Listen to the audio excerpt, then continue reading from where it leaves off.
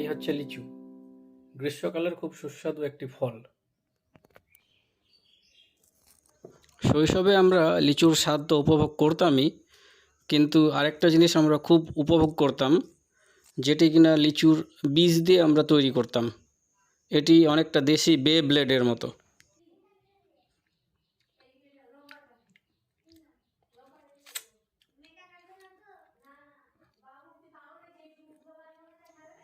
লিচু খাওয়ার পর লিচুর বীজটিকে যত্ন করে রেখে দিতাম।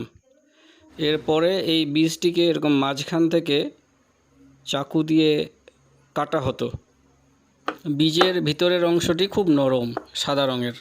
কাটার পর একটি ঝাঁটার কাঠি এই কাটা অংশের ঠিক মাঝখানে লাগিয়ে দিতে হতো।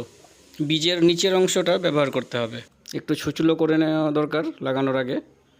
তো এইভাবে এটাকে লিচুর বীজের মাঝখানে লাগিয়ে দেওয়ার পর এটা হয়ে যেত আমাদের দেশি বে ব্লেড। এটা হাত দিয়ে ঘোরানোর একটা লাটিম। এবার দেখুন, এটাকে হাত দিয়ে এরকম ঘুরিয়ে মাটিতে ছাড়লে এটা খুব সুন্দরভাবে অনেকক্ষণ ধরে ঘুরবে।